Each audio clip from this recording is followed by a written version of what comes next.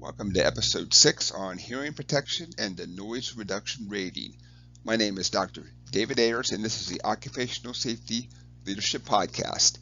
Let's get started. In today's episode, we're going to go over hearing protection. We will not be covering a hearing conservation program. We won't be doing audiograms or anything, just very short on the noise reduction rating. Let's look at the slide over to the right here, and we can see where we have our decibel ratings and just kind of what our everyday sounds are. Luckily, many of us are not exposed to many of these sounds in just every day. So for the U.S., hearing protection is required at 90 decibels. And we know that hearing loss does begin at about 85 decibels. Let's go to the next slide. So we have ear muffs and ear plugs, and there's a lot of different makes, models, styles, colors, things out there. There's noise canceling, there's all kinds of things. We're just going to cover your very basic hearing protection as it relates to plugs and muffs. So if we look over at our image to the right, we have duration of the day and the sound level that we can be exposed to for the number of hours. So if we look, we have a normal 8-hour day at a 90 decibel. Most people don't work a normal 8-hour day, so you always have to go back and take measurements and really understand exactly what the sound is going to be for a person's shift. Let's go to the next slide here.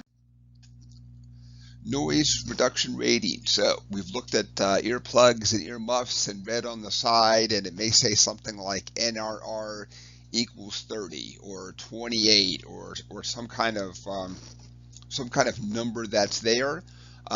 There are a lot of safety people that even today have a hard time understanding exactly what we do on that noise reduction rating and how do we bring it down.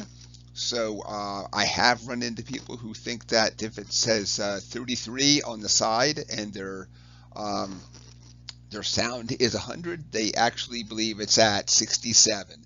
So let's go over a practical example and look at the calculations here in the next couple slides.